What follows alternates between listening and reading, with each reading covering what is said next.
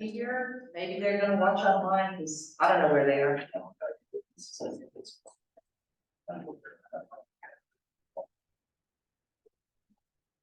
Or they said they were interested, and they really weren't. I had an email from a citizen I had to do to you.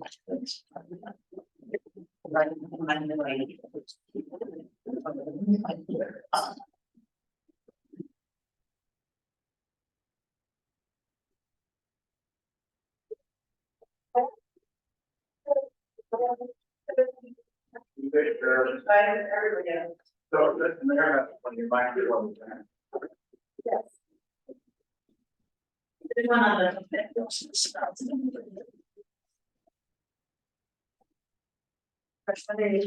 Job did, I just gotta have, just. 5 minutes. Oh, maybe. Thank you.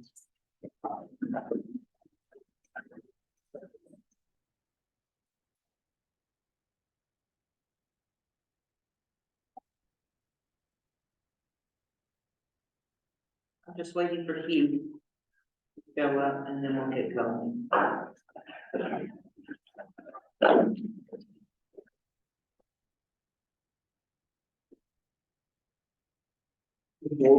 Yeah. Do you know if the Zoom link on the agenda is different than the code that is in the email about the meeting? Does that matter?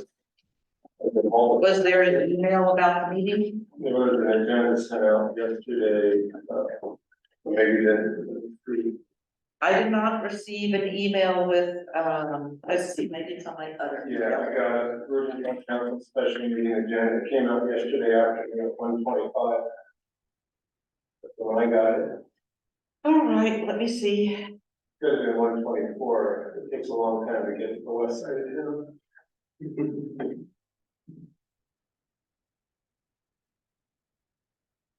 I just noticed the paper is a different way.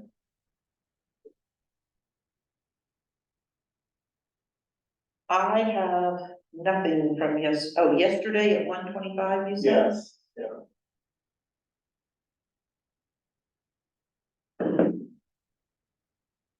It was an email from the clerk? Yes. No, from support you're talking about, yeah, sorry. That's where she posted it on the Oh, website. Go to some tribal ones, see if they work.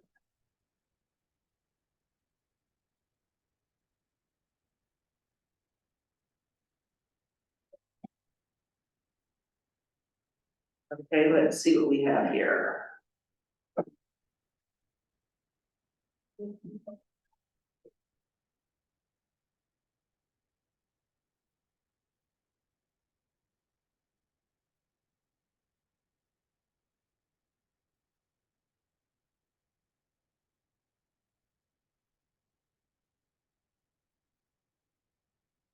Was tried to email them, she said that it was on her.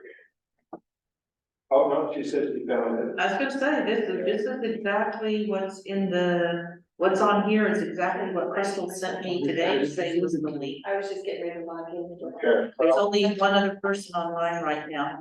Becky's on. She's not on, So Becky is on. she's not on, my thing does not show that Becky is on here. Can she see the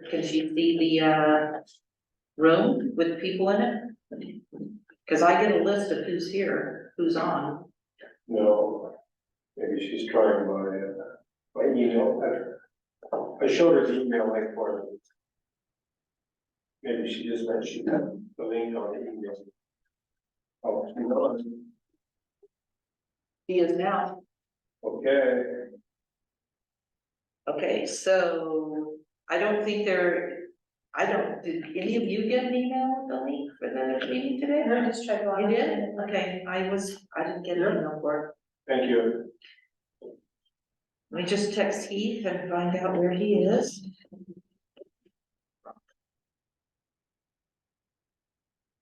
We'll get started in a minute, Mike. I just did not want Heath to miss, because he said he had questions.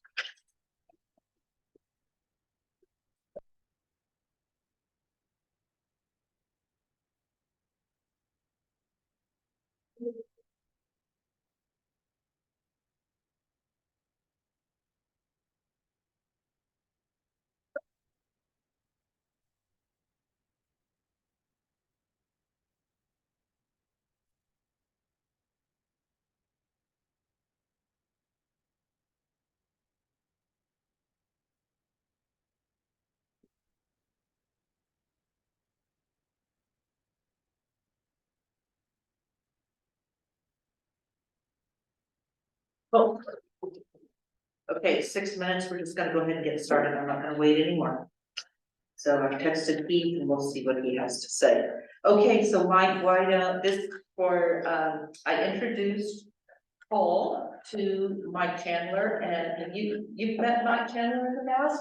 This is, our town councilman, woman, Misty Baird, and this is Mike Chandler, the director?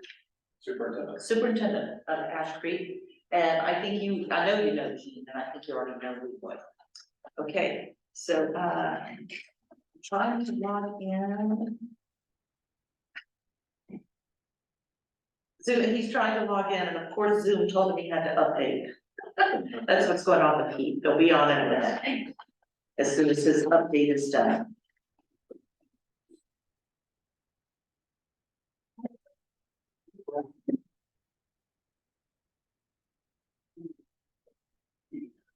All right, I'll give him 3 more minutes, then we'll get there.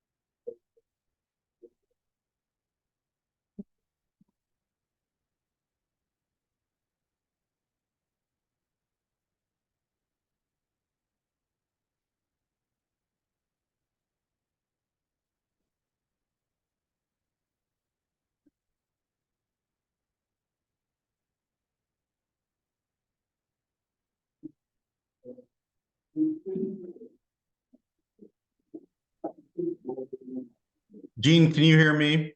Yes, I can. Can you hear Okay. me? Yep, All right. Okay, then we are ready to go. let's do this. Sitting here waiting for you. Okay. Sorry. You saw my text. I tried to log in from my laptop at home, and it's been a hot minute since I used my Zoom on my laptop, and it said that I needed to update the program. So I had to sit here for the last 6 minutes while it downloaded and updated, and before it let me. I've had that happen many times. It's frustrating. Okay, so Mike, why don't you go ahead and go on up to the microphone and tell us why Virgin should join Ash Creek, why we should annex in, and why you want us. Okay, Benefit to you and the benefit to us. all right, well, the answer to that is brief, there's not a whole lot of benefits out there. To Ash Creek, okay. As we look at, not only protecting groundwater quality, but also kind of environmental health concerns across the county, we kind of bridge the gap between the Conservancy District and the individual municipalities' water drinking systems and Southwest Utah Public Health as it relates to septic enforcement and protection of our water quality throughout the county, really. One of the key items that I think the town is considering right now has brought this kind of to the a bit to a crossroads, is that consideration for inclusion in the regional water supply agreement was, I believe, made conditional on annexation of Ash Creek Special Service District, for sewer services. And part of the reason behind that is that both the Conservancy District, and the state of Utah actually has had strong feelings for some time about protecting the Virgin River corridor, really from Springdale down and through to Quail Lake, Sand Hollow, those areas, of which Virgin is one of those communities. Primarily the last community on this end of the river that is still wholly on septic. And so as it relates to advantages to Virgin Town, it opens a pathway to additional water supply with the Conservancy District. It provides more flexibility for the town council in land use considerations as water and sewer no longer become the constraint. I know for a lot of our communities around the county,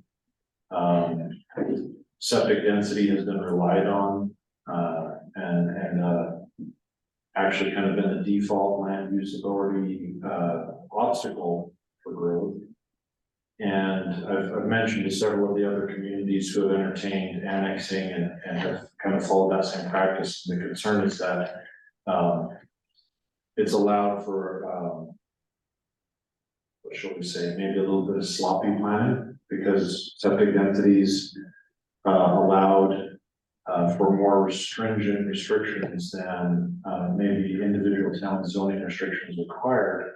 And so by removing those restrictions with Ash Creek, it provides for a variety of additional uses, but the responsibility falls back on those planning commissioners and the town council to make sure that those uses are appropriate and aligned with the town's growth desires.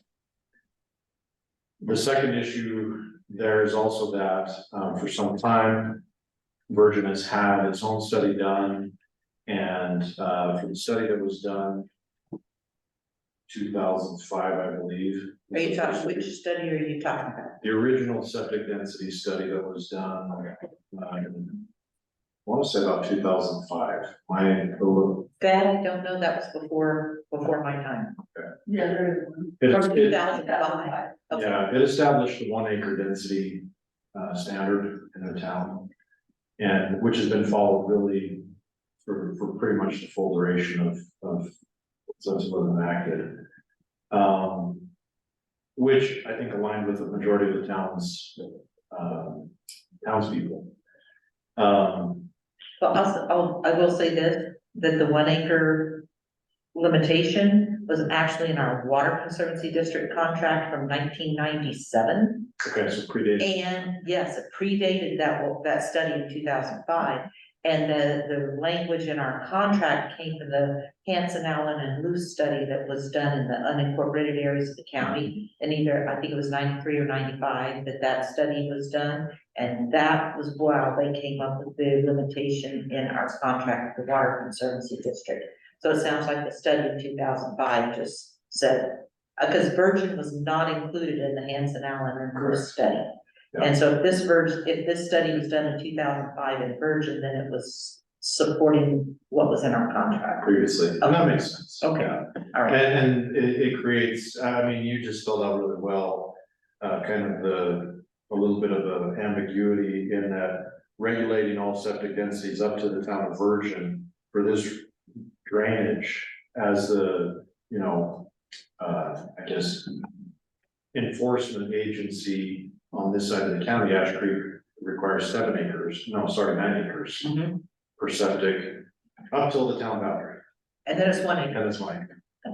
So that, and I'm not disparaging that in any way in the sense that there's a wide degree of variability in other things. I think both studies were founded on good science things, but it did speak to the range of projections for growth at the time and limitations that people wanted to impose on the properties. Okay.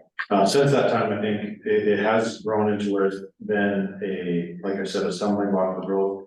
There's a wide number of misconceptions and I think fears about having sewer and connection to sewer, not only with costs, but also with, any number of things. And I have some of the questions that Councilman, is it Louis? Yeah. Had emailed me with, and I'll read through those. When we extend our system, though, I can tell you as a wastewater entity, we operate based on the monthly sewer service fees that we collect and then the impact fees that we collect off the grove. And so we don't collect property tax. Our enabling laws allow us to do that. We're empowered with that authority, but we, as a district, have never been comfortable doing that. We feel like keeping a fee-based structure keeps it transparent for our users and the member organizations. And so, in all honesty, as our system extends, with each mile of pipe, especially when we extend long miles of pipe for a few connections, it significantly increases our liability. So, but as such, it also is one of the things that we have to factor in is that,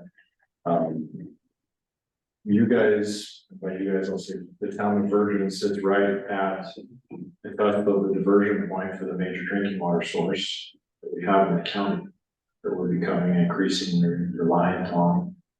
And not only do we not want to sully that for downstream users, but similarly, we would hate to see that your water source is sullied by upstream users, whether that be Springdale, whether it be up by the Cotton Well, wherever that water's coming from.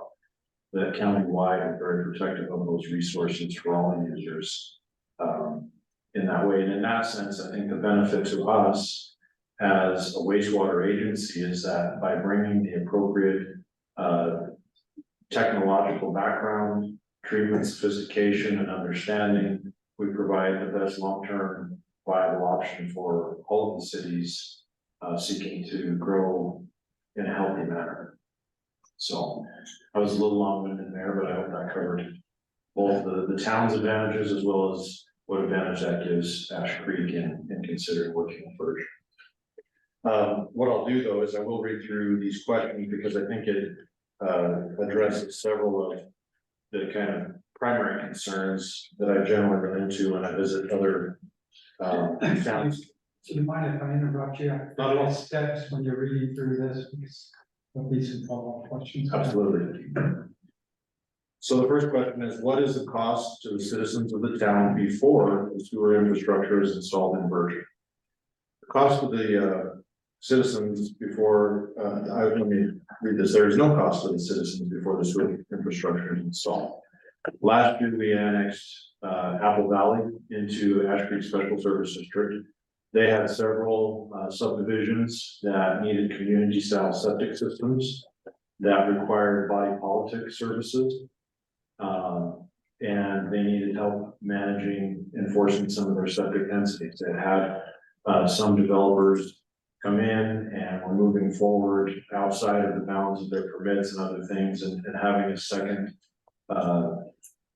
political organization hold up that they were meeting the standards has significantly benefited Apple Valley. I think I provided the mayor with contact information. If you'd like to call Big Plains Water District and or Mayor Frank Lindhart over there, I think you can speak to after a year of being there. There's been no cost to the town or any of the organizations out there, except for those that are proposing to develop. We charge those fees to those who will benefit, so the developers. Similarly, in this situation, should Virgin decide to annex, there would be no cost to any of the existing residents. New development coming in, depending on the density and the need for community style septic. Ash Creek would assume the role of body politic for those and shepherd the developer through the process at the state, as well as ensuring that the project meet our own standards for collection and treatment at the wastewater. And those costs are borne by the developer. And so essentially it would be enforce the existing septic standards that the town has and serve as body politic for new development as it becomes approved through the town council. That was if we did not join? Is that what you No. said? If you do join, there's no cost to existing residents. But you have somebody to act as body politic, enforce septic Oh, okay. standards, Sorry, yes, and facilitate new development in a responsible way as far as wastewater management goes. So I have a follow-up question. No, go ahead.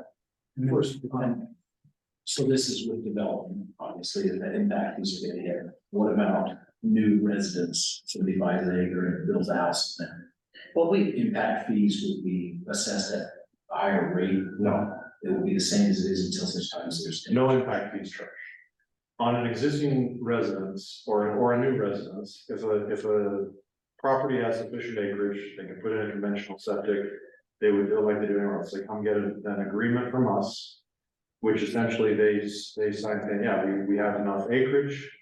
Or if we don't have enough acreage, we could install an advanced septic system that can remove nitrogen to the level that meets those requirements. There's a small fee that goes with that, and then they pay the Southwest Utah Public Health Department the fee.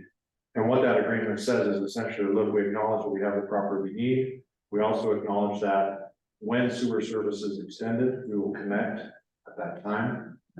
Similarly, that they'll follow Ash Creek standards. One of those standards, as we've started having some of our outlying communities come in, is that when they install that septic system, the plumbing system will be configured in a way that makes an easy connection out to the street. That it's not something that's so invasive that you're ripping up, 500 feet of driveway or other things, but it accommodates future sewer connections. So that's one of the biggest barriers we find is most people really like to tuck their septic tank in the far back corner. And so making any future connection is hugely disruptive to landscape, front yard areas, and very costly to run from front to back, especially if you own a full acre. That's a pretty long distance to run. So no cost other than the necessary fees that anyone else would go through getting a standard septic. The impact fees are only assessed at the time that they connect to the collection and treatment system. So by the state's requirements, impact fees are to go towards the collection system and treatment of that waste. And so that's to include the costs of pump stations, pipelines, treatment facilities, and things that way. When it's just a septic tank, none of those costs are incurred. right, so clearly there's no impact fee whenever we're still on septic. It's only if you go to sewer that then there's an impact fee. So- Okay. Mike, this is Heath. Let me ask you a question specifically on that. So you're saying that if the town were to join and at some point in time, as a member of the district, I'm assuming the district would amend its capital facilities plan and start planning for a way to get a outfall line down to Confluence. At what point are you saying that when there is a main line up here, people will be expected to connect and pay an impact fee or simply connect? Whenever there's a connection, there's an impact fee. Okay. So there'll be 2 fees? No.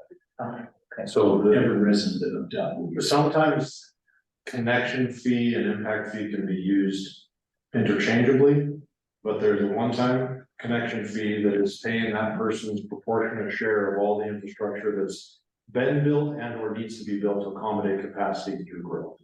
As the state defines it, that's a one-time fee. Once they're connected, then they pay the monthly sewer service fee. I see, so that's your question, your answer number 3, that I've jumped over number 2, gotten to number Yeah. 3.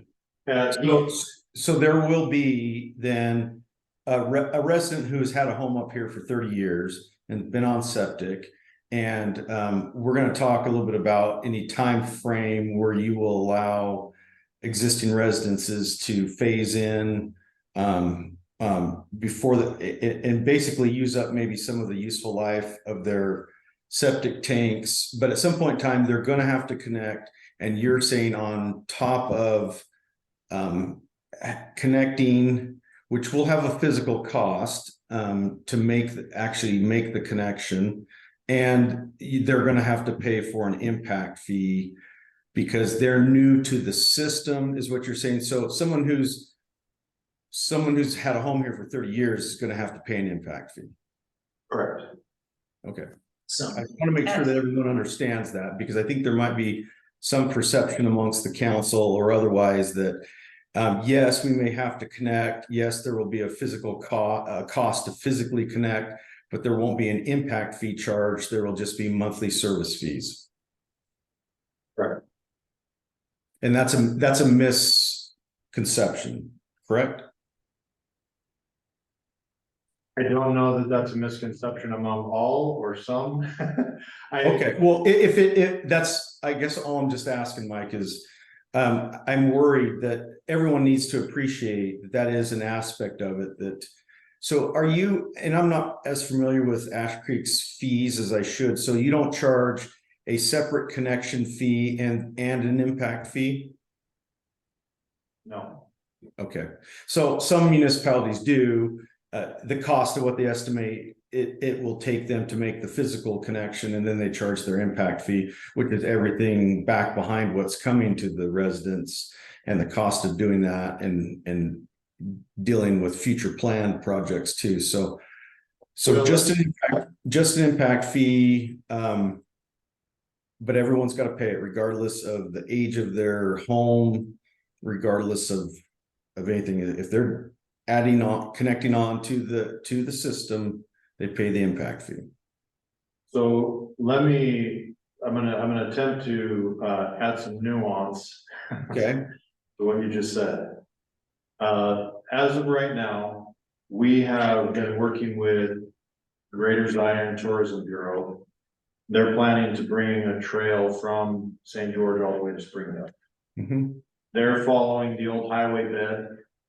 We're working with them, as well as with Sitla and, American First Credit Union, really to extend sewer all the way through the east bench of Laverton, which brings it to the incorporated city limits of Virgin. There's already an alignment and things in place for that. You had mentioned doing some sort of planning and really at an early stage. For Virgin, it would be essentially, how many privately owned acres?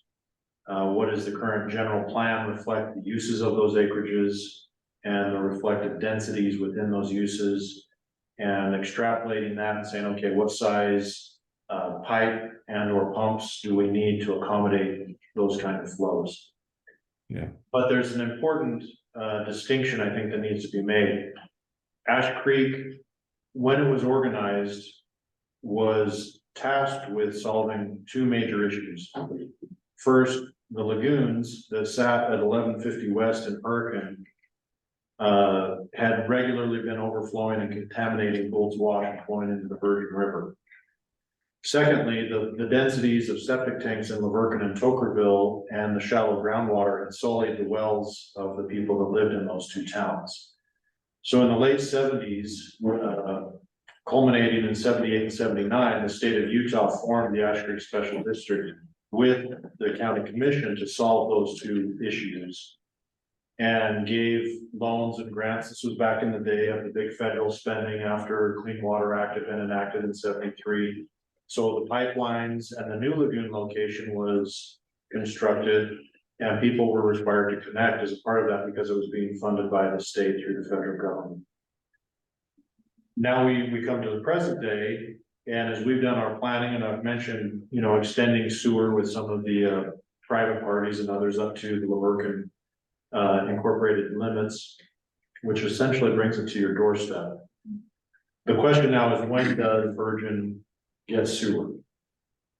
And one of the things that our board has been consistent with Virgin, Apple Valley, Leeds, any other town that's at some point expressed an interest to connect is that the three entities that carried that original debt service to get sewer into those towns is not interested in going out and acquiring more debt and carrying that debt service for someone who wants to come in and connect lately. So the decision for when sewer comes to Virgin really is primarily going to be made by this body. It would be the type of a situation where the town council says, hey, we have sufficient critical mass, interest, whatever, where we've sat down, we've had the engineering studies done, and we're ready to extend sewer and incur the debt that that infers. And the question then becomes, does that debt service, which typically is paid partly by the collection of impact fees and or the monthly service fees, the towns all around have decided, you know, they can decide how they split or do that. Sure. But when I say Ash Creek doesn't charge any more than that, that debt service would need to be acknowledged. If that debt service was transferred to Ash Creek from the town. If the agreement was, hey, we've done the engineering and things, we'd like Ash Creek to bond for it, but we authorize you to include in your billing or in your impact fees through the capital facility planning. But the problem is impact fees can be fickle. They often don't come in, and that's a lot of piping. So typically the bond agencies will make it a general obligation bond that will come through that either through sewer rate service revenue or impact fees, but you have to have your coverage ratios in line. So that would be the metric that says, okay, when is the town ready to do that? So Mike, go ahead. Sorry.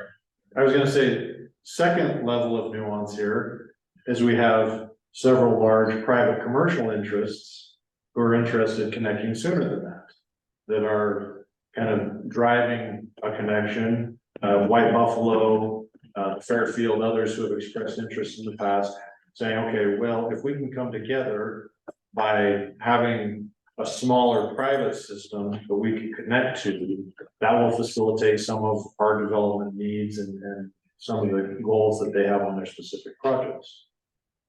In that case, it would be handled a little bit differently in that the participating parties would pay to connect. And as they bring pipelines and or other things, people would not be required because they're doing the private funding. Usually the connection requirements come through your funding source. If you go out and get private funding, you can kind of determine who needs to connect. The reason that most cities have that mandate on connection is that they've gone for the lowest interest rate bonding, which is typically through the state water board.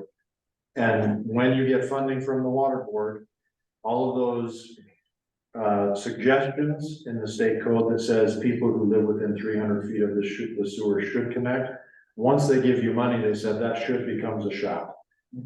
So they're the ones that put the conditions and the terms. And the reason why they do that is that the intent is to divide the debt service as broadly as possible to make it as affordable as possible to the agency encumbering the debt. Mike, that makes plenty of sense to me. But my question though, and I want to make sure I understand what you're saying. If setting aside some sort of public-private venture, possibly the formation of a PID to fund the cost to bring it into Virgin, are you saying that Ash Creek likely would not bond for it and borrow the money to do it and expect repayment through either a special surcharge to the residents of Virgin or through I guess or whatever impact fees we have collected, and I guess my point would be it seems like it should be the district who charges the impact fee, and the district has the control over the rates and whether they add a special surcharge. So it sure seems to me like the district should be the one that goes and borrows the money and controls it. But I seem to get a sense from you that you feel like it's the town when they're ready, when there's enough synergy between commercial and some residential development, that there's the need and people can finally come together, that's when it will happen. And help clarify that for me. The way I would envision it happening, you're correct. I think there are efficiencies from a billing and a management standpoint for Ash Creek being the lead agency. But I want to make clear that Ash Creek is not going to spearhead the effort. We're not going to lead out. That decision would rest with the town council. And if the town council were to come and say, hey, Ash Creek, we're ready, we'd like to extend sewer. And Ash Creek's administrative control board says, well, let's work through it.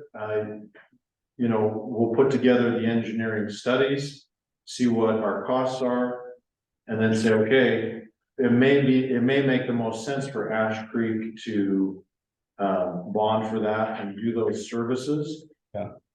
But at the same time, it would not be Ash Creek coming to Virgin saying, okay, now we're ready to indenture all of your Sure. residents. Yeah. And the Well, reason my- I'm being I as think- careful with this as I am, Heath, is that the number one pervasive belief that I think people get wrong is that we are looking to do that. Come in and enslave everybody with debt, make them pay us fees, and force people off of their systems and connect. And primarily, that was my reason for showing, hey, I realize it's only been a year. Yeah. So my evil plan hasn't taken place yet in Apple Valley, but it's not happening. That's not how we grow the system, and it doesn't make sense. It would be the type of thing probably where our board would say, okay, we need Virgin Town Council to pass a resolution saying that they're willing to, primarily collect the fees. All of our existing cities collect the fees. And if, in addition to the monthly fee, there's some debt service fee portion of that, the Virgin would collect that and then convey it. And I don't know that they would have a problem with that, Mike. I think part of my thinking was, hey, if it takes 6 to 8 years to get sewer up here, how quickly, if it's not already in your capital facilities plan, as soon as we were to annex in, how quickly could Ash Creek update its capital facilities plan so that a component of your impact fees is being collected by us, remitted to you, which could be used. I mean, if we could build 8 years worth of or 7 years worth of an impact fee war chest to help offset some of the debt we would normally have to bond for, or the district would have to bond for, I think that would be helpful. But right now, we don't charge any sewer impact fees, so we don't have a dime to start with. And you guys, that's where I see some of the problems with this, is that I think that there needs to be a level of comfort for the council and for residents to know that, okay, we're going to join with the idea that, yes, we will be communicating, and yes, we will primarily be the ones telling you what the temperature of the town is, but we need Ash Creek to engineer, estimate, plan, set impact fees, and plan for the day when it comes to us. And it probably needs to be, frankly, I don't know how we could bond for it unless we make it a general obligation of the town, when we're not collecting any impact fees, and we're not collecting any monthly service fees. It seems like it would have to be the district. We just need to have a comfort that you won't do it, I guess, unless and until we're asking, but that the district is likely prepared to kind of be that big brother and help a town who hasn't been able to get their ducks in a row for 30, 40 years now on a sewer solution, kind of be the guiding light. Yes. We I can. know that. Yeah. I think, one of the due diligence things that we would have to go through, I mentioned our current billing arrangement with our cities. today, and if Virgin is not performing that function, that's, there's areas in the county where we've had large developments proposed, and we've had to entertain, okay, at what point would we need to add a billing department if we have somebody that's, whether it's in our current area, just in an unincorporated area, or even a town that was to annex and was not able to, do the billing services that way.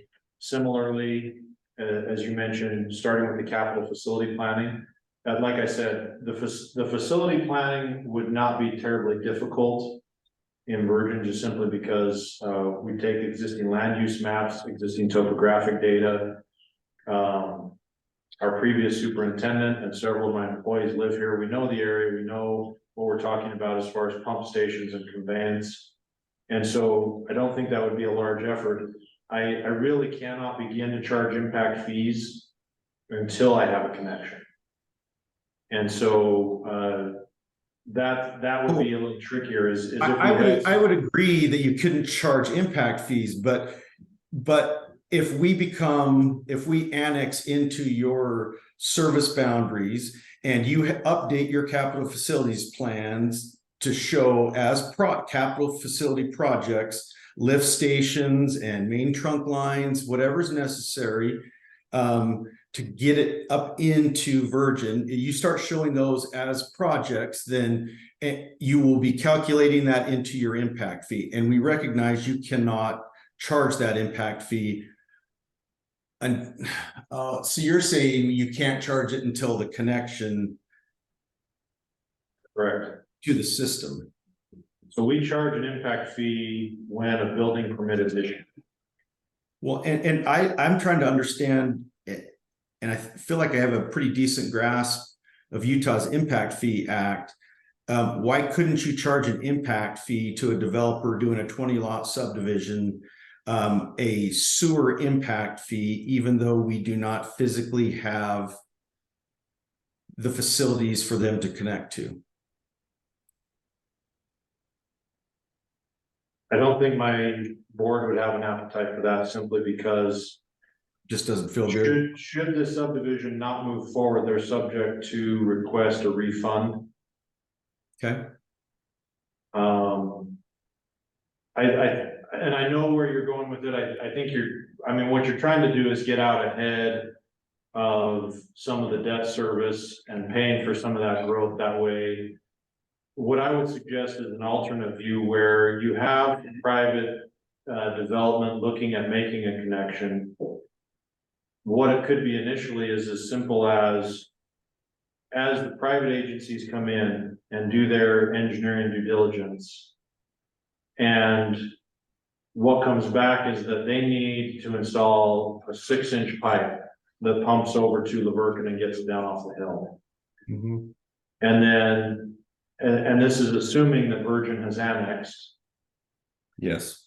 And we say, look, we understand that once sewer is there is likely to be more application for development and some of those things that we see when we see connections. Would the board be willing to, front some of that cost, knowing we would recoup it? And and by that, what I'll use is the example of the 6-inch forced main, where Ash Creek would come back with those private organizations and say, all right, we see and agree that a 6-inch is appropriate for what you need, but we would like you to bid this project to include an 8-inch forced main, which will increase the pumping capacity by 50% and incorporate the majority of the city's annexed area, so that in a future date, the capacity is in place. When a pump station comes in, we'd like you to look at, if you need a 200 amp service, look at what the cost of a 400 amp service is, so that we can go to 4 to 6 to 8-inch pumps, that the existing infrastructure in place can be utilized for their needs, but that we can have the option to pay for an upsize in anticipation of some of these things coming. That gives the developer some relief from the cost burden, but it also incentivizes, capacity expansion at the lowest possible cost in the future. Yeah. There's things like that we've done in the past that, as a member of Ash Creek, those kind of requests, I think, can be made, you know, to the board and they can consider that. As I mentioned, the significant cost of getting sewer here is actually gonna be borne by the district already, getting sewer through Laverton. Yeah, Up to the wash on the west end of the town of Virgin. So I think the majority of that, if Virgin were to have to pilot that project alone, that would be, you know, cost prohibitive. But in working with the agencies, that own property on that Laverton East Bench, I think it significantly reduces the cost burden to the town itself.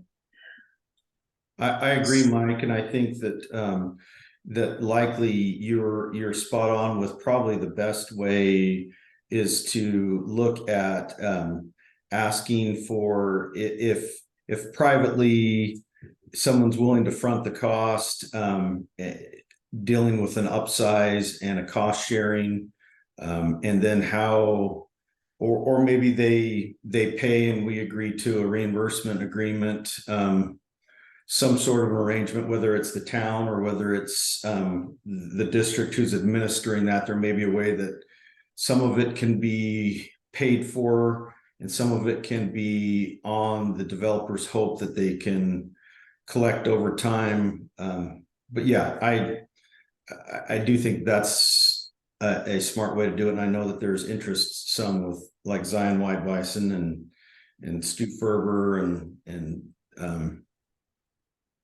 so maybe it can be done. So now that we're clear, let me muddy it a little bit. Okay. We have a proposed development on Pocketville Road. That I think, and actually, a larger one in the county up above the Staples property. We both talked about running sewer, connecting it back to a future pump station. At the White Buffalo location. The White Buffalo location is advantageous to us because of how low it sits within the valley. But in running those lines past any number of existing residences, would those residences be required to connect? And I think, working with the town council, that's a question that we could resolve with input from the town council. What I have proposed in the past, as we've tried to solve this, is that those lines could be designated private. And that people are not allowed to connect to them. For a period of time. You know, typically we would put a sunset period on that, you know, of probably 8 to 10 years.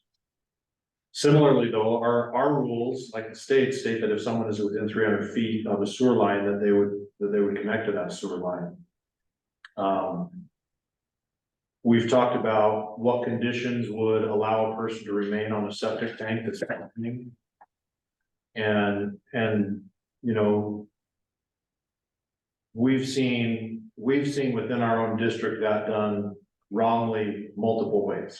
As we've borne the cost of having people who were given variances through Hurricane, Laverton, and Tocqueville over time that have created some challenges for us as a management group moving forward. And so in trying to head those off, I would have proposed probably 3 conditions for a variance on connection. One of those would be obviously if the septic tank failed. Typically right now, if your tank or leach field fails, you're looking at somewhere between $12,000 and $18,000 in repair. That would include the cost of a tank. If your tank is still good, then it's just leach field improvements. By comparison, an impact fee connection would be $3,100 today.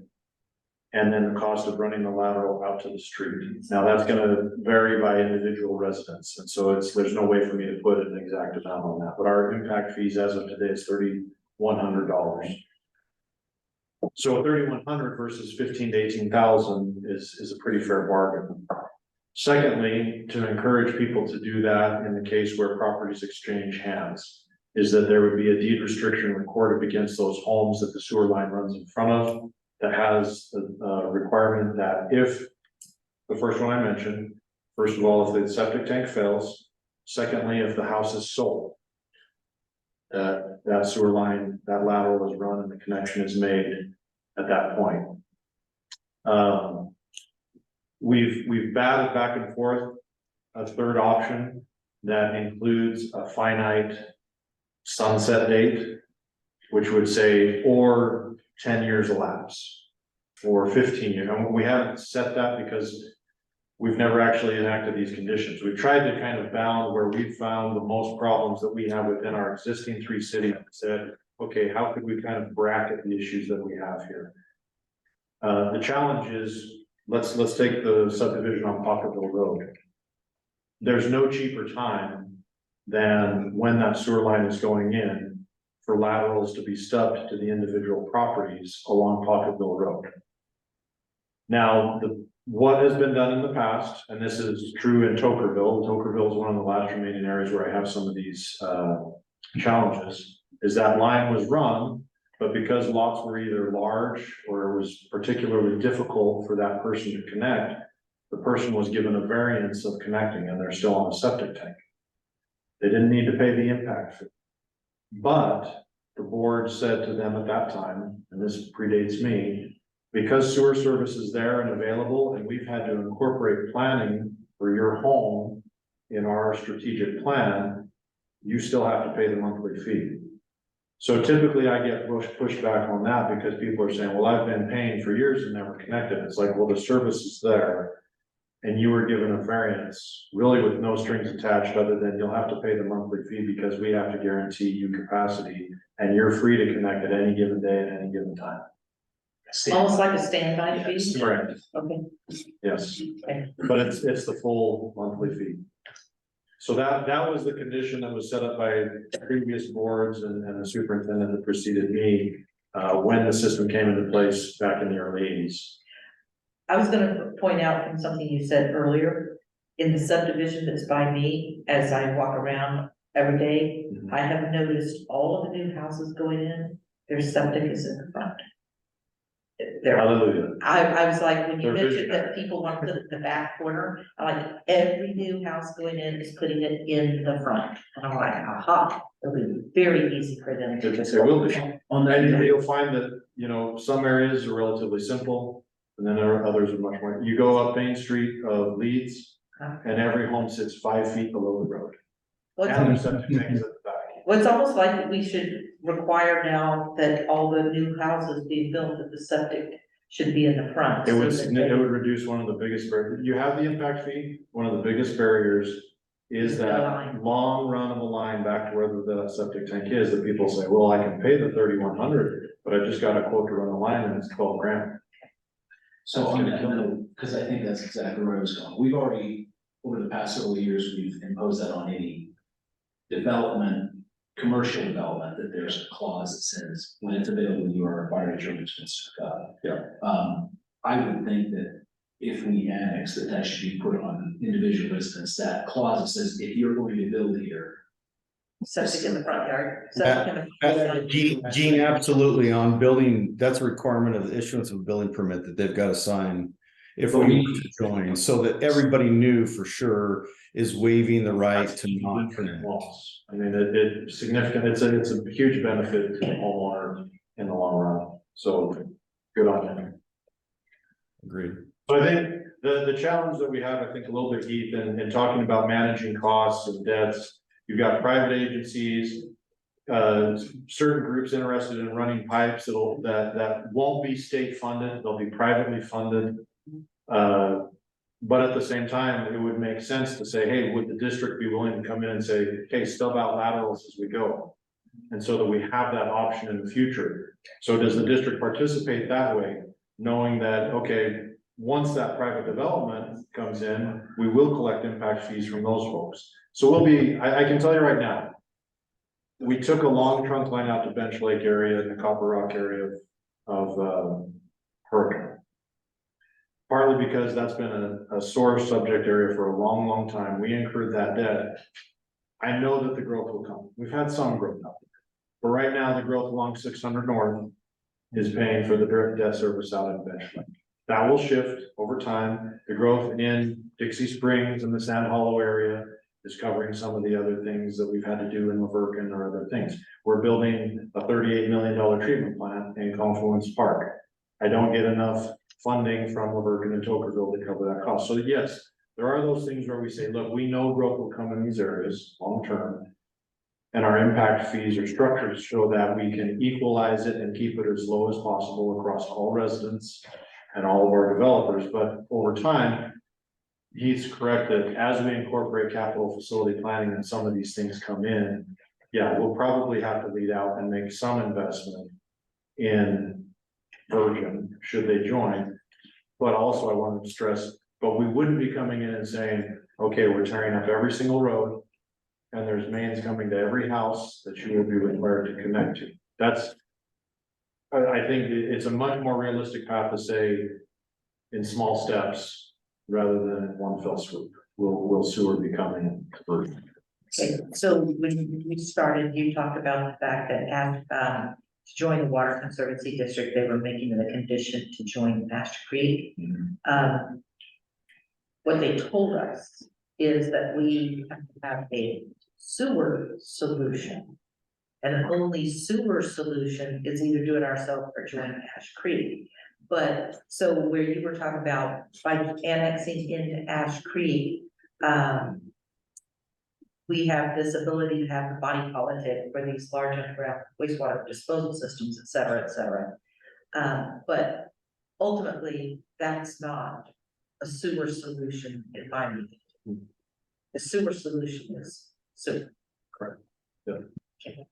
But that's over time. But yes, that's over time. See, But I just didn't want it thinking that, the requirement was that we join Ash Creek, it's that we have a sewer solution. Correct. And I think the advantage that Asher provides, that we've also provided to, currently to Apple Valley, but Laverton and Tocqueville in the past being the smaller, obviously Hurricane being the largest community, they carry their share of the load.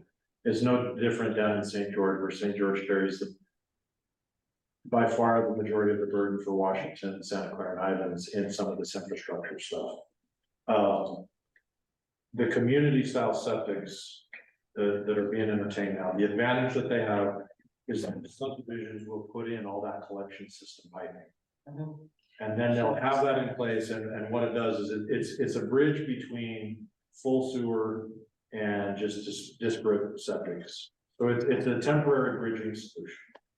So any idea when this septic is gonna be done, that's gonna come up and get the end of Laverton? I have a meeting next week, 2 meetings next week. That's been off and on for some time. Okay, Sitla has entertained several items.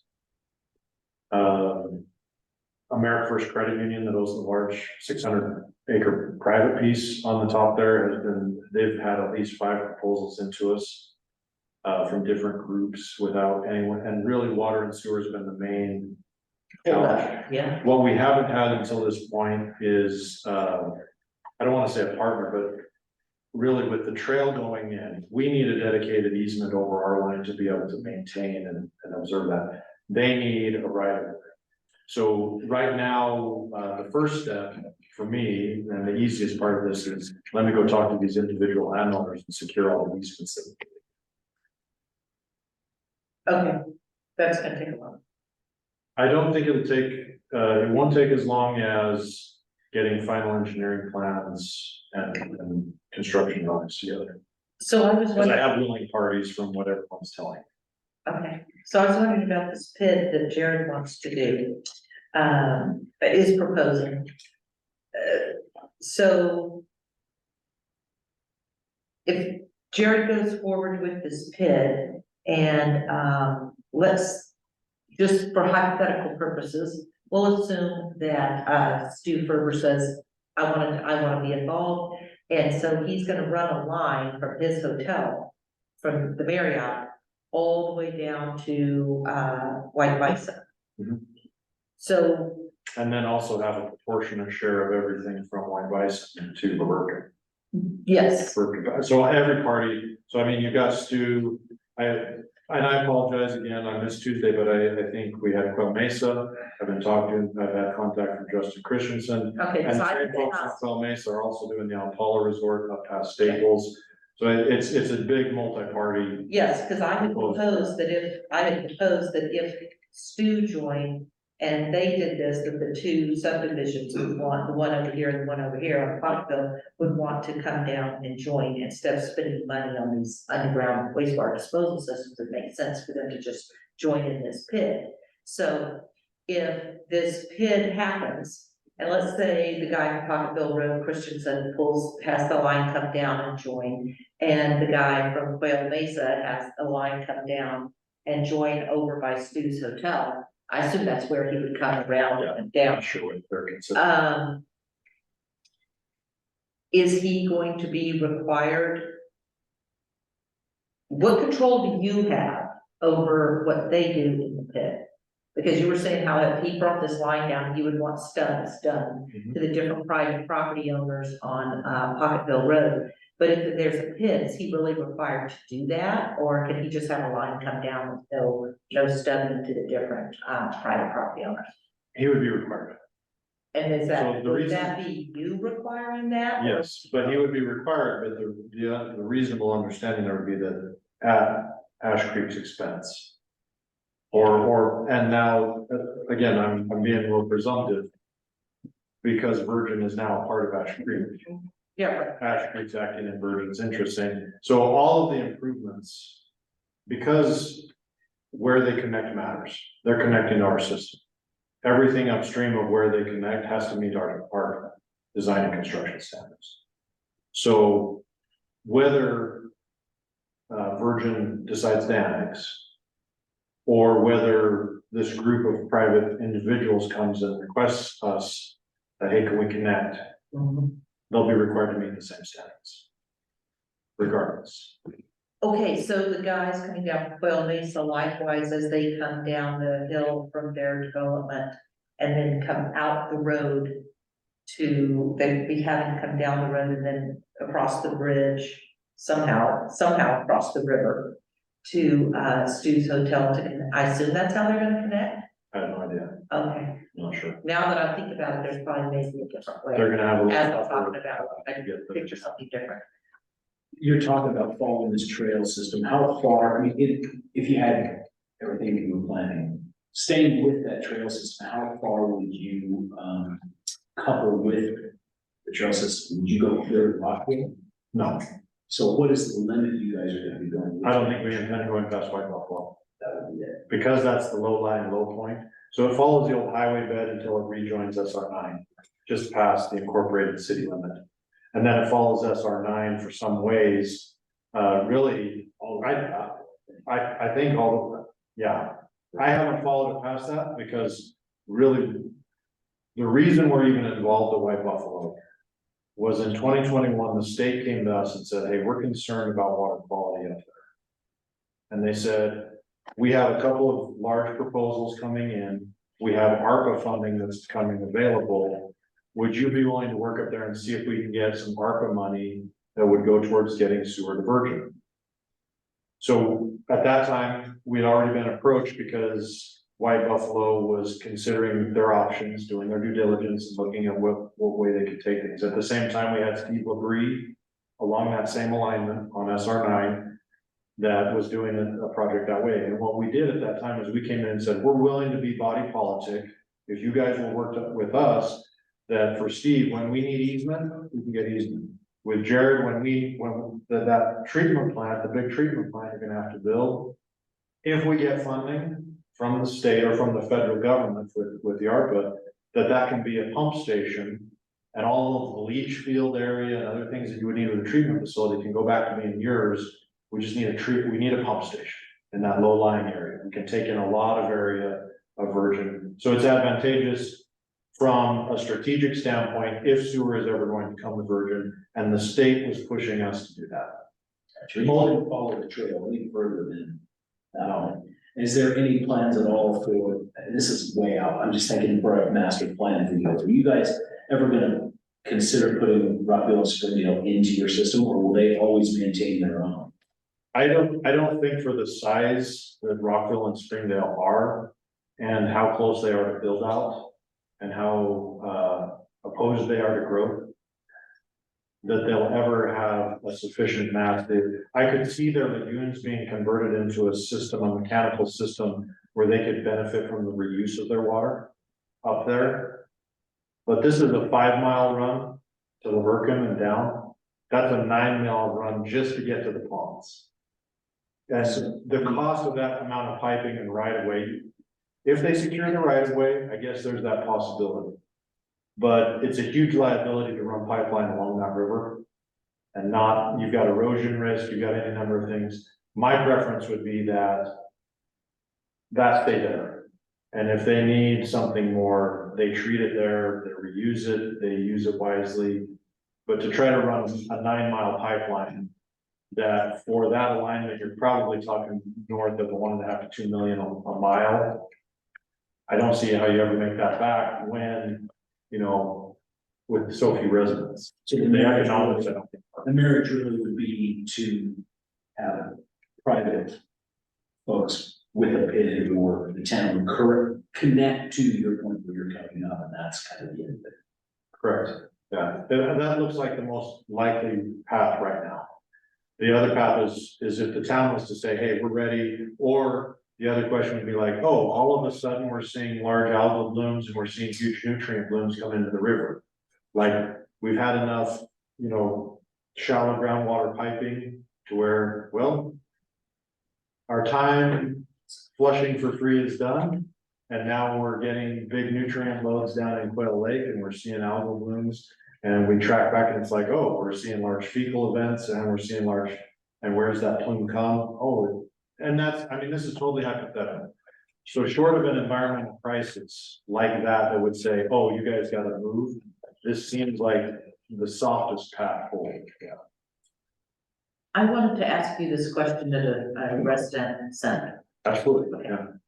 Says, since our town is made up of a significant amount of rural residential with 1 acre requirements, we may have some unique requirements. Desert Gardens Phase 3 has 50-foot setbacks.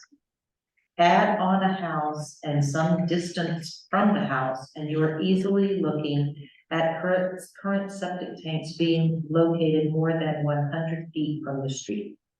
Also, some are located below the street. I guess she's down, what you were talking about, Yep. Tokerville. Yeah. Many lots average just below 200 feet in depth and some as high as 275 feet. So the location of the septic system can easily exceed 100 feet. It would be of great interest to understand what the estimated expense of a hookup will be for our homes given these conditions. And if there will be any assistance provided to homeowners.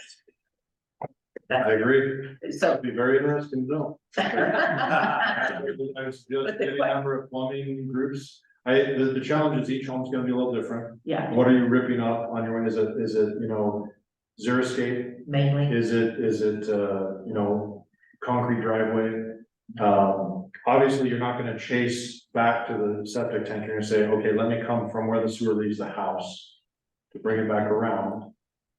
But I'd be curious too. So she was just wondering, Well, and in the case that if the house actually sits lower, now you're talking about that needs to drain out to a pump system. It would have to be pumped up. okay, Ideally, you would put the collection system in deep enough that those homes could be connected, but we're not living in an ideal world. so what she's asking, it'd be nice to understand the estimated expense, or have you any ability to even give an estimated expense for that even? No. Okay. And I would encourage her to get her own as well as each one's gonna be unique. Okay, and then her other question was, will there be any assistance provided to the homeowners? And I don't know if you can answer that That's question. right. That would be wholly dependent on how the sewer comes, the funding source. With the state, oftentimes there's a mix, there's a potential for a mix of some grant, some loan. But in the event, I'll paint the worst case picture, in the event that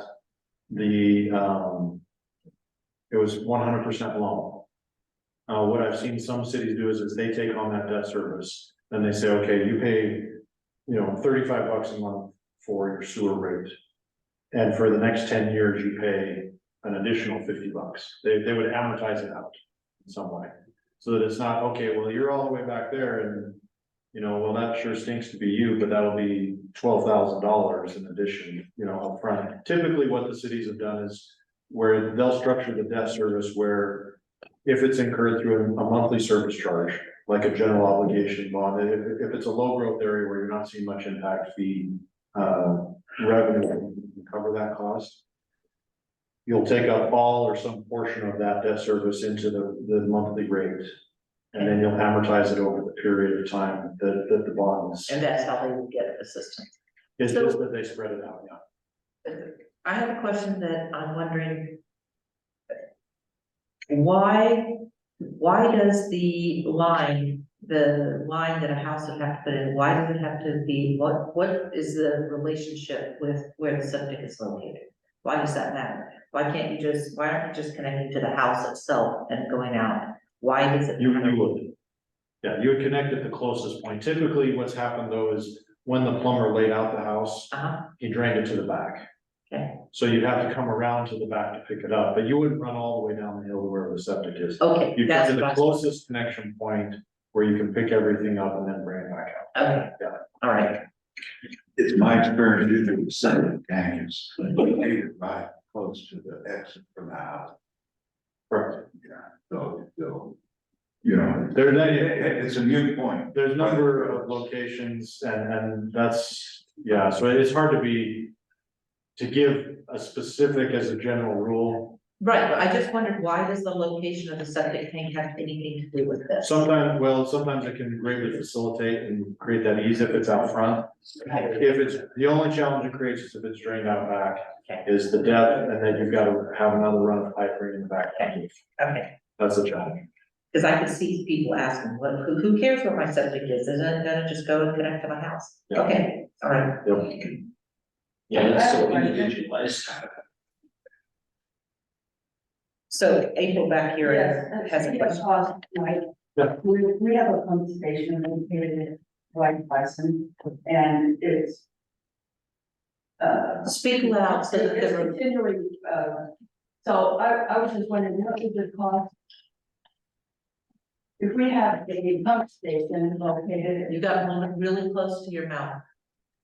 Sorry, Okay, if we have a pump station located at White Bison. Who pays for the cost of the power for that pump station? Is it the city? Is it, Assuming you've annexed into Ash Creek, yes, Ash Creek was in ownership of the pump station okay, and the pipelines. So what happens is the developers come in and put the improvements in. It would be as much true of the pump station as it would be, let's use the development on Pocket they go. Once they put those pipes in the ground, they're Ash Creek's pipes. So they have to meet our inspection standards, we have to come and sign off on all of those lots before they can sell a single one. So that's part of the sign off process.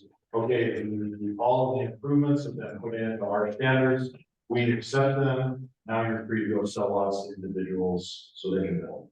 so you pay the cost of the power for the pump. Yes, so that, and what we would do is we pay that cost, but then we have agreements with whoever's connected to that. That says, okay, this is how we split up the power. Okay, If it's White Buffalo, if it's in conjunction with the Fairfield or some of the other developments we talked about. Then that's, the onus is kind of on us to work with them to get some degree of proportionality, say, okay, how do we split this? and you might have to have another pump station, right, to get this to. As we've talked amongst our staff over the years, I've heard anywhere from 4 to 6 pump stations to cover the incorporated version, town version.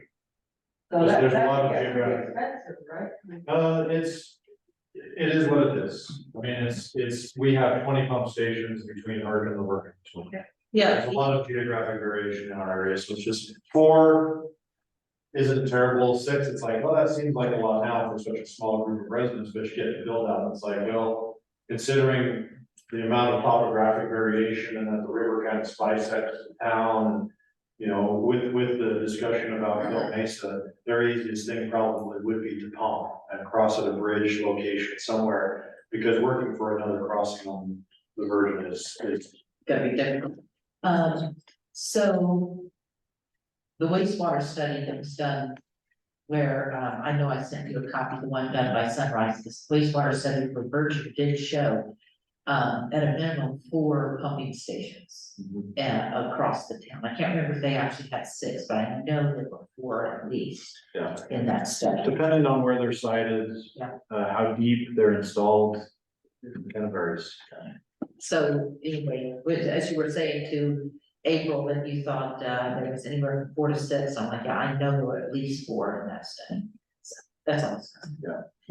I think I've answered most of That's these. the question, yeah. Our service requirement is with sewer within 300 feet, will somebody connect? We've talked a little bit about mains and laterals. I think, did I satisfy you on that? I think the last question I'll also ask Barry, said, will Virgin have a representative on the board? When we went last year and talked with the county commissioner, so as a subdivision of the county, the special service district requires, for modification, it requires an act by both the county commission and the lieutenant governor. When we went and asked them about Apple Valley having a seat on our board, at that time, what I was told was that as long as Ash Creek is only providing septic density enforcement and body politic services, that there would not be a seat on the board. Once sewer comes and the town has both centralized collection and treatment and or installs their own. I mean, you could argue, well, you said we need a solution, right? If you wanted to pursue that yourself, you know, you're more than capable of doing that. It's just, is there the will and financing? Oh, it was way more than what it was gonna be for you guys to bring sewer. So it was like 24 million was the price of Yeah. their study that they did for us, the full build out was gonna be 24 million. Well, so what the county commission told me was, once that system is in place, they're going to be a seat made on the administrative court control board for the town. That's how. What about Mike, do you have a technical assistance board or advisory board? No, we don't. We just have the administrative control board. Okay. That makes sense. Okay, so I'm gonna go back to the PID one more time. So you guys would be working with, whether we join or the PID approaches you privately, either way, it's going to be working with Ash Creek and meeting your standards for this PID, for what they want to do. Well, you- and let me be very. For the clear. sewer portion. I think, I don't want to overstep the fact that we would work with them, presuming they have your, and I don't want to presume. We would explicitly want your blessing Oh, okay, from that. all right, And it wouldn't be that we would be working around the side. no. Because and with any number of improvements, the water system, storm drainage, roads, sewer, of which sewer is just one. We would want to make sure the building department and anything else involved is, you know, But- intertwined seamlessly. Fine, I have no problem with that. I just wanted explicit, so there's no misunderstanding. Okay. From what Jared was telling me, you were talking about going all the way down to Laverton. With what you were planning to bond for, or were you just planning to, because you wanted to be able to do this fairly soon, right? When Jared talked to me, I recommended that he do that simply because I can't control the timeline of these other private. projects. Exactly, that's what I So was. there is some overlap there. If Ash Creek was able to get both, now America First doesn't do much in the way of improvements. What they do is they sell off parcels. If they have a private developer, same thing with Sitla. If they know that infrastructure is coming, then all of a sudden the interest seems to uptick pretty quickly. So I think like I said, I've got a meeting on Tuesday with Laverton, and America First Credit Union and Sitla, speaking specifically to this issue, but only as it pertains to Laverton. So there is multiple wheels spinning, but I've always tried to encourage the developers, like, look, if you want to make sure that your costs spill out and that you can kind of control that, we can try to help with acquiring easements and other things, but I can't say what parties will bring additional money, and I can't commit Ash Creek's money to it. And that's why we recommend, if they can make, if it makes sense as a standalone party or a conglomerate of parties up here, that it will only get better if we can participate or other agencies come in. So that was the basis for why they're approaching it that way. Okay. So I just wanted to make sure that they weren't gonna be stuck waiting for you to get the line up to the Laverton city limits, that they actually, as a private party and funding privately and raising money in the bond market, blah, blah, blah. I'm assuming They if- would be able to get this. Well, I'm assuming if I'm stuck, they're stuck, because if we haven't got the easements would be the main thing. If the easements and if there's a way to get down off the hill in place, then they can get down off. the But hill. what about the funding? I mean, do you guys have the funding already? No. Okay, but they would be able to get the They funding would have to make. quicker probably. So we haven't worked through the details. There's quite a bit to work through, but Is it put on? It's not. Here, this one definitely is gonna be, I wasn't sure if the batteries running. it just works for my. Yeah. I'm just that loud. So I think there's a great question, and we're asking that question ourselves, and we've got a lot of details to work through, but our first approach would be to assist wherever it is appropriate for us to assist in easements.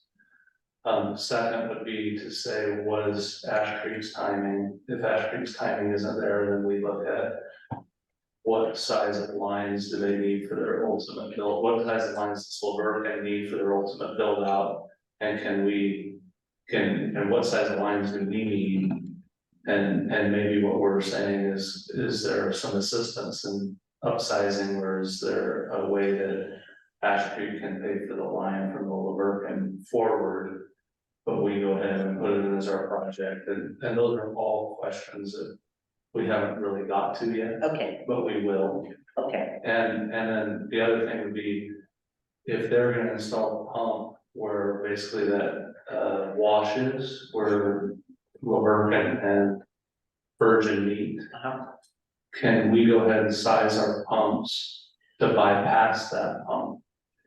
So that it'll work, and then eventually when their timing works, they cut the line and put their pump in. And so from an engineering perspective, we're looking at all those options and trying to make sure that if their timing is slower than ours, we can still work together Okay. to get our standard. And then at the point that the town says, oh, we're ready to bring sewer to Virgin, would you just acquire this from the bid? We'll already have it.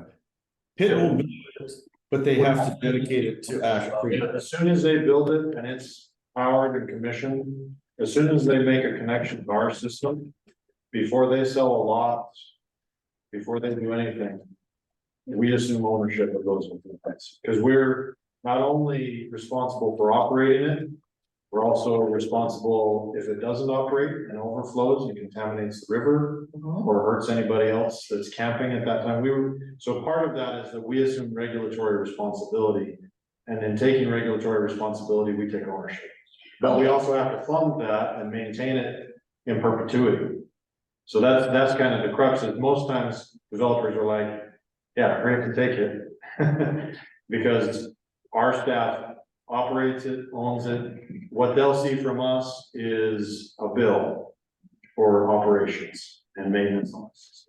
Now, if Jared were to put this line in with other people, would he have the ability to get funds back from anyone that connects to it between here? That's also part of what we're trying to work through. Yeah, I would think that would help him to repay his cost. In May, what we find is especially where we have such long runs, what we call those are pioneering agreements, where he's the person that pioneered it. But those typically also have an eclipse date, a sunset date. Right. And, you know, do sufficient people come in 8, 10 years to make a meaningful difference? I don't know. There may not. So. Okay, so last question from me then, that with regard to PIDs, is so where we were talking about the way the PIDs work, we charge fees every month to the people who are being serviced by this PID. well, even when we were talking about where we were doing roads as opposed to sewer. And everybody is being charged the fee, once you have done your work, you take ownership, what happens with all of that, legalese about who pays for what? Mayor, if I may, they're not paying a monthly fee to the PID. They're paying an increase in property tax, or they have to pay some sort of special assessment depending on what kind of income stream they utilize as collateral Okay. for bond.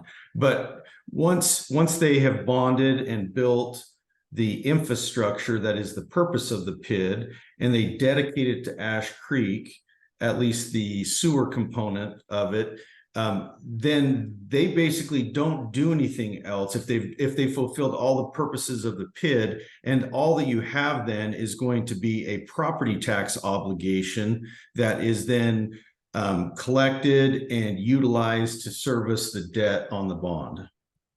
So they still have to pay that tax, even if Ash Creek takes over ownership of this. Yeah, yeah. Okay, So there's- that's where I was wondering, where Yes. does? That's how they come with the capital cost of. And Yeah. to Leroy's question, we would hope that others would connect and help pay the cost of the infrastructure. That money on the. Then bank goes to pay off the bond. would go to pay down the bond. Pay down the bond. And then Okay. our taxes Okay. would expire sooner than later, and the Okay. pay would go away at that. Got it, okay, all right, that's what I wanted to understand, all right. And maybe some of your questions, I don't know, but I'll ask a couple follow-up questions. When you were talking about existing, residential homes, obtaining variance, so from connection, the three variances was if they failed, of course, if they sell the property, those are the two that you have in effect now. The third considering is, a date, and what I call it, a recruitment date for them to recruit their septic service, so, a sunset date. Two of them we have set now, if we were to annex, We don't have any, you don't? No. Okay, you're considering those. these are policies we've considered, we've talked about how we would administer this moving forward. So, We've entertained it with Apple Valley. Leeds has threatened multiple times and said, how would we manage this in a reasonable way? Where we have a certain amount of debt that would be incurred, and yet we know we have a large part of the populace that's reluctant because of that, they don't wanna have to pay. How can we facilitate and try to bridge growth, soften the blow, but also give us some sort of a reasonable future timeline that we would recoup? so we would set that at the time we annex. Or at the time, probably at the time that the bonding takes place. Yeah. Yeah, it wouldn't be a precondition of, we wouldn't Yeah, impose a because policy. We could throw as a town council the bonding, Correct. and so we can annex, but then that'd be our decision as a community to decide when we need to bring sewer up. So Yeah. we set that time. Paul, if we join Ash Creek and we decide, or if like Jared's group or the PID doesn't come to fruition, but it's time, and we come and petition Ash Creek's board to help us get sewer here, and that might require them to bond.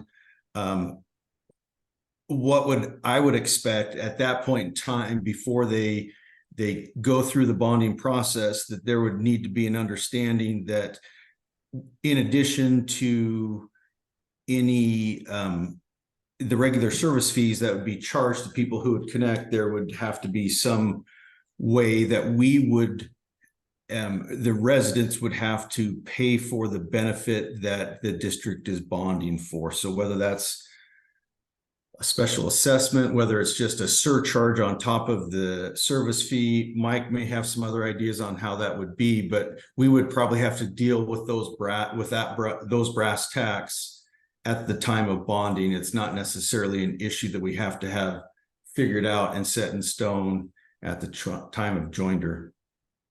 I would say those three items I mentioned would be starting points for discussion. Rather, they're not hard, fast rules. They're just things that we've entertained of how would we go about this looking forward. Okay, and the reason I raised that, because most of the existing homeowners in the community will be concerned about having to have that mandate. And so when does that mandate, really kick in? And by joining the sewer district, it doesn't kick in the mandate, but really the mandate is when we start to bond for the infrastructure. Well, and you'll have some people who are opposed, but have some people say, oh, now with sewer. Assuming town council and planning commission is of a mind to agree with me. I don't only have a water to quarter acre, I'm gonna split, I'd like 2 half-acre lots, and I'd like my son to move in next door. That becomes a possibility. I don't have the 1 acre minimum density anymore. I can say, oh, I can split my lot.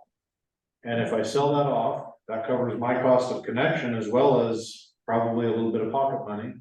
Like it removes that density restriction, but now I know that there's a fair amount of, reluctance towards getting any denser, but at the same time, I've talked to a lot of people and say, well, nobody waters any more than a quarter acre, so you have a quarter acre that looks nice and 3/4 of an acre that looks poorly. And so would it be a better land use to say, okay, well, it allows some path forward and some growth, and it allows people to be able to make some money off their property where that density restriction is removed. Sure. That's a path, but that's gonna be determined by the town council, whether that's appropriate or not. Just out of curiosity, what's your average service charge now? All residential connections pay the same base rate, $35 a month. So $3,100 for the impact fee, $35 a month for sewer service. Right now. As of right now, yeah. And as we mentioned, that would be the base. If some component of debt was included and that's how that was funded, that would be something we negotiate with the town as well. When that happens. Paul, one of the things that as residents have questions about that and say, well, why do I want to start having a monthly fee? And, but I think that the district could help everyone understand what is the standard fill rate on septic tanks and the standard, a rough cost. Obviously, every lot is different, and sewer or septic systems are slightly different based on need and things like that. But I think it'd be pretty easy to understand that $3,100 impact fee, a cost to connect, and then a monthly fee thereafter, knowing that there will be no future failure or anything like that, would probably, I think you could show them the math that in the long run, it's a better investment. So, well, and the security that we don't have some looming date of potential nutrient overload of the groundwater, problems with contamination on the river, some of those types of things that have kind of really pushed us to be here as the state has continued to say, if you talk to Virgin again, they're concerned, in all honesty. I've heard that the state's concerned about Virgin, Yeah, so. because the river right there and the dam right down there. Mayor, I need to run off. I have another commitment that I'm supposed to be involved with. So feel free, but I'm going to drop. Well, Heath, if you have any other follow-up questions, feel free to email me, and any of you as well. I mean, I won't leave yet, but Okay. happy to respond to any other questions. Appreciate it. Thank Bye. you. Thanks, Heath. So my other question, just so I understand that, the service charge. Once we annex, once there's sewer in Virgin, that service charge is charged to all the residents that are within 300 feet of the sewer plant. Or is it charged to everybody in the, No, it's charged to those who are connected. those that are connected, or those that get a variance and not connected, they still have to pay. But they have the capacity. Just wanted to clarify, to make sure I understood.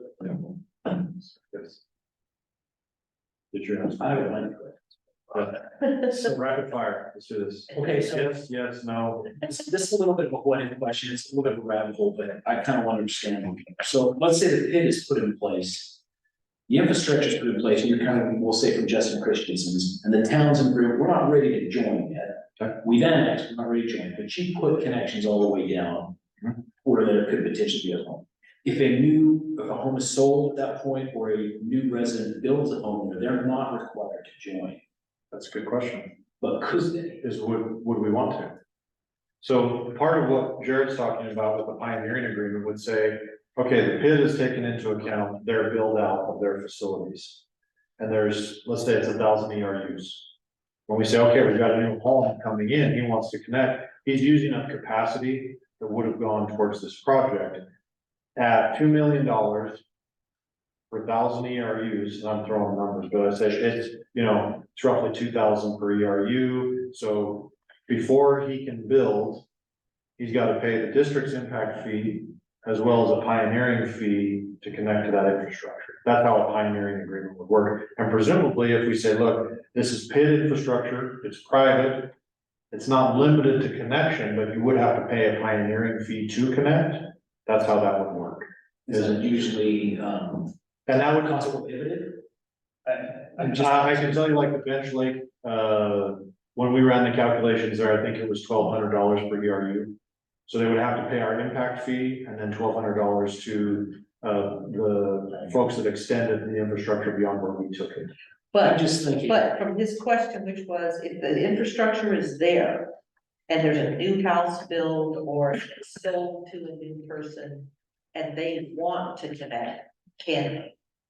I think That's what you guys have. I would say, we would prefer that. We would prefer everybody to come in and do that. And so I would say, we would like that. How do you guys feel about it? I just think. Can we encumber that on them if there's the promise that they're compensated to some degree? You've got a multi-agency group now running the PID, who does that money go to?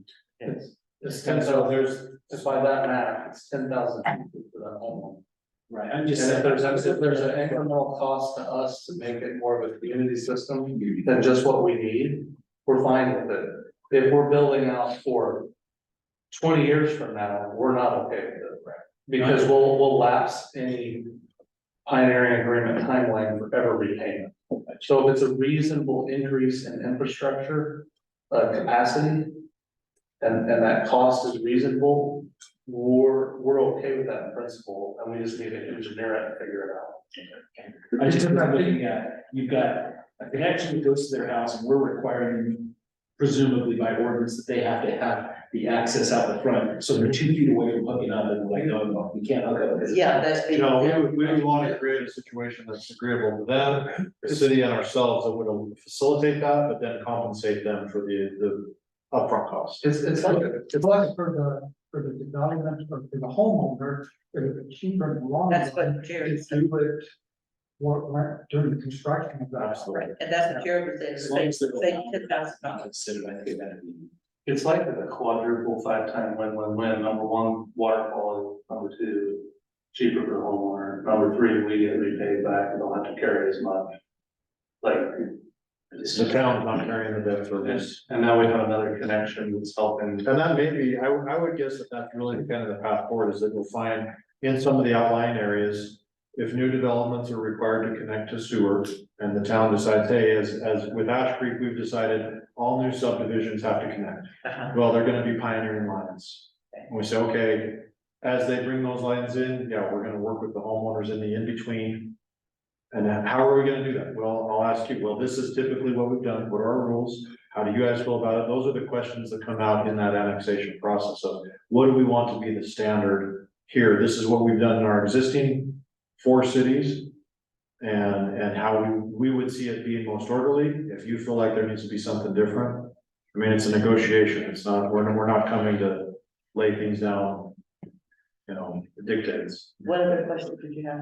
I'm kind of sad on that one, because we're gonna be outside the area. We'll probably. Why do you only stop at White Bison and not go further? Is it just because there's no further, the pumping stations or what? The cost. So when you bring, so when we talk about bringing sewer to Virgin, it's not everywhere. It's only going as far as White Bison. The White Bison's paying for The White Bison's paid for. Okay, after that, if the town bonds or we get funding, then we can expand it, elsewhere. absolutely. Okay, that's what, okay, because when you were saying, you were sad you were gonna be outside, I'm like, but if we bring it later, okay. Well, and the hard thing going up to where Gina is and Kim Spenlow, Cameron, those guys, that's very few homes. Yeah. For a long run of pipe. And so it's, they're, when you go into that bond, you say, It's gotta okay, be cost benefit. what are we gonna bracket as, this is reasonable on this project? Yeah, it wouldn't make sense to run it up the Mesa.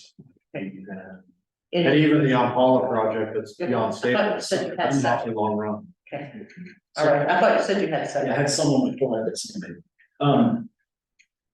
With this monies from the town, is the town able to use transit room tax? Or sales tax to pay for sewers, so the town doesn't have to use state money? Put in lines. Or is that restricted? No, that's not restricted. We can use that money, it goes in our general fund. That's the first time I've been asked that, but at the same time, would it be, okay, is that being used as an offset to the residents? And I guess that's at your discretion, but if Ash Creek's the one carrying the bond, we just kind of have to negotiate, okay, what does this go towards? And how does that get worked out? Okay, Because that would be, that's an unusual practice. Typically, cities have to have. Usually like the service fund, the come from the service fund now. well, that's why I'm It's asking. not, it's search across funds, and Yeah. the issue, unless you take out a loan and pay it that way. I mean, which is general fund can loan it to the sewer fund. I think the challenge with that is because that transient room tax isn't set.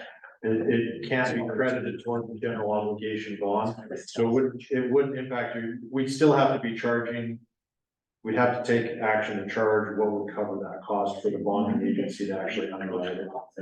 But what happens is the bond, the people that buy the bond want to see you have a constant Right, Cash flow. and cash that's, flow, and that doesn't do that, so that's why they look at fees. okay, that was good. All right, so this is more along the lines of annexation. If we're doing the annexation, then you're becoming a body politic, not only for commercial, but our residential development is, what's the process look like now? Or what's the process gonna look like for a resident that now I would normally send to Southwest Health? Are there gonna be? They stop by our place on the way to First. Southwest. Okay, so that, Southwest will be looking for that agreement from us. perfect. The letter, they say, okay, you've got Ash Creek's letter, you've got your plans, we'll do our review. There's one more step. They stop at our office on the way to Southwest. So what's the letter they get from you?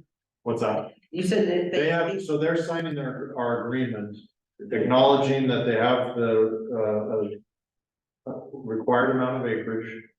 And that sewer will come someday, and they acknowledge that they will connect to it when sewer does come. Oh, that's good. So it's more of a, hey, you've known this is coming, we realize this is a bridge. That getting your septic tank is a temporary solution. That's exactly. Right now, that it's between all of the septic management things, as we've tried to spread that fee, it's a $400 fee. And I think it's about, I don't know what the Southwest Utah Public Health site, it's 5, so they've increased theirs. But so they would come down, get the agreement, we have a notary there, we notarize it, we record those agreements against the property. They pay our fee, they go to Southwest Utah Public Health, submit their plans, pay that fee, and then move forward. And that's on any new septic. Any new septic tank. Yep, once you're annexed, that's what Southwest Utah Public Health will look for. It's like your technical packet, your letter from Ash Creek, okay, you're good to go. But no other real changes other than that. It's still 1 acre. You got Correct. to meet these requirements, but they're. Pending some other change, if the town wanted to commission a groundwater study that changed that density. So in Apple Valley, they adopted the Hanstown Loose study even, once they incorporated, so there's 7 acres. Here, where you adopted 1, essentially, we just assume that same, we kind of grandfather that in. We're not gonna come and say, well, right up next to you, it's 7 acres and you're 1. It's like, no, you've done a study, it was adopted by the state. We'll continue to administer it as 1 acre. But we would take over that requirement. say, you know, you don't have your 1 acre. Now, in our policies, we say, like a packed bed media system, an advanced septic system, that can count for up to a 50% reduction. So they could technically go down to a ½ acre, but they'd have to put an advanced septic in. The question now becomes, are you zoned for ½ acre? Are you allowed to develop on a ½ acre? That becomes a land use question to go back to the city if they have less than an acre, they say, well, what can I do? Oh, well, you can, anything less than an acre, down to a ½ acre, you could put in one of these types of systems. And it's the same fee, same thing, it's a little more cost on their septic tank. Probably about 30 to 40% more than the standard septic. The parallel tank that they put in that recirculates. So it's doable, because we do have a couple of, sections of town which we call its own zone that have lots that are smaller than. Well, so what we would do when we come in and annex is anything that's already been decided as a land use authority choice, I think that's grandfather. Okay. So the question is, moving forward, it's 1 acre unless the town decides that. I don't think that's. So, yeah, and anything that's been approved at this point, we can't be filtering through times and counting different, it's like, okay, if it's in, it's grandfather. That's perfect, thanks, Mike. Yeah, no, it's very. Any others? That's it. Any other? Okay. Oh, well, I don't know that he would answer that, I think it's up to the town council.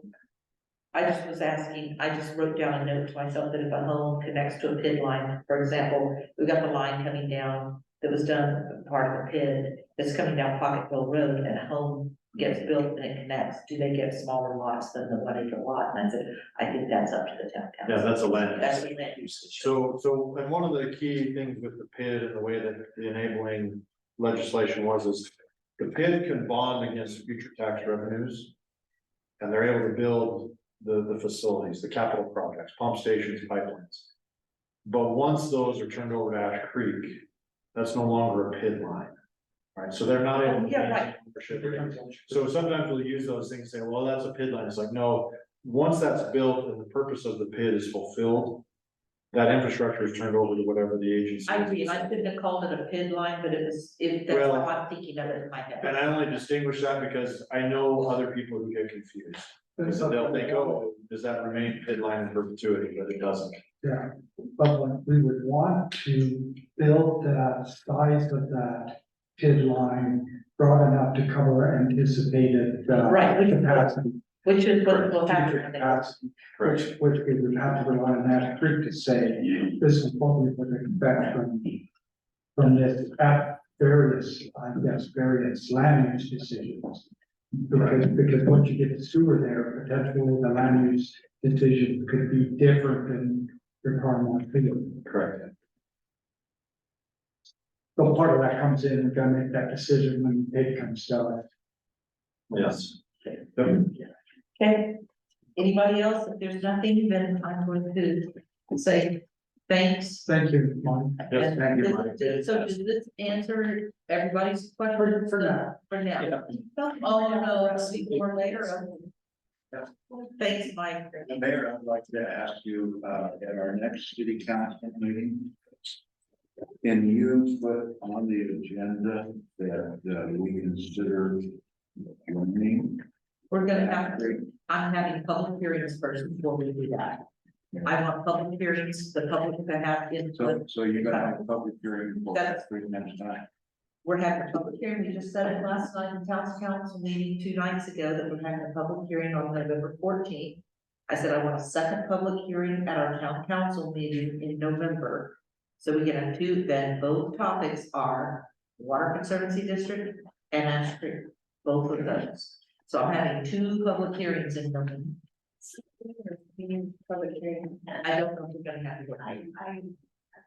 Okay, I don't, the second public hearing is at the town council. All right, thank you guys. Bye. I do have one other question. With respect to the resolution of annexation, there is a different form. Oh, I have it, he gave it to me. Oh, you did? Yeah, I have Can it. you share that with us? Yes, Yeah. I will, I was, Yeah, I so like- I've sent everything that we had with Sure. Apple Valley, Okay. what happened just last year, and I also got a timeline from the county attorneys. So we initiated the process in April. It was completed pretty well by late August, early September. So you're talking about a 6 to 8 month process once you pass that resolution Yeah, before it takes effect. and I get into the weeds, so I like to read Yeah. the details. So. Never you send it to me, She has it. And I would anticipate changing Apple Valley's name to Virgin. yeah, I don't have any other changes that we would be pushing for, so. The process would essentially follow. The town council would pass the resolution. I would take it back to my board meeting, we would pass it. It's written as a joint resolution, and we then submit to the county commissioners requesting that annexation. They send the petition and the resolution. They pass their own resolution, attach ours, and send it to the lieutenant governor. That starts the public input process of at least 60 days, question and answer period. And then, the lieutenant governor kind of puts the last 30 days, 45 days, I think, as kind of sealing the deal and putting everything in place. So that's kind of how it proceeds, So that's a total of how long? about 6 months. About 6 We months. went April, May, June, July, August, it's kind of mid-September, so 6-ish. So by the time we vote, say, yes, let's proceed with this, it takes about 6 months for the whole Yeah, process. and in addition to any public hearings you hold, Uh-huh. they'll solicit out and advertise. Anyone have any, there's a 60-day input period where people can protest, provide support. So there would be multiple opportunities for people to. Well, that brings up another question then, because there's things that are pending. Once that resolution is done, we're able to step in as bodies to work on these projects that are waiting. We agreed to that with that level. We knew that they had some pending lawsuits, some other things happening with developers over there. We said, look, once you pass the resolution and we passed it, and we both demonstrate a good faith intent for this to go forward, then we'll move in. I don't anticipate so much, negative blowback that it would derail that process. I feel like if you guys pass it, you've had public hearing and input, questions have had time to be answered, then that demonstrates, yeah, I don't anticipate some giant uproar that would derail it that way. That wouldn't have already come, like, in some sense, so that would be the situation where we would be willing to start acting as body politic. And even through that 60-day public input period, it's not that if somebody makes a big stink, that derails it. It would have to be something that is Yes. the lieutenant governor or something else that says, hey, this is, but where we navigated that really pretty easily, in spite of multiple lawsuits going on with Apple Valley. The fact that one of the big delays there was the Big Plains Water and Sewer District. They had a sewer district. They wanted to remove sewers, so they had to redefine Big Plains, which is Big Plains Water. They had an incurred debt. And they needed to make sure that by removing sewer service, their debt service wasn't threatened, it didn't threaten their bond rating, anything that way. So there was kind of some other steps that happened there with Apple Valley that would not be required here.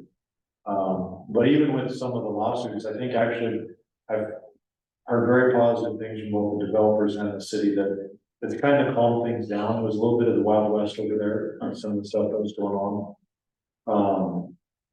And it's been one of those situations where I think it worked to everyone's mutual benefit. So. Perfect, Okay, thank you. all right, thank you. Wish you would adjourn. Second. All in favor? Aye. Okay.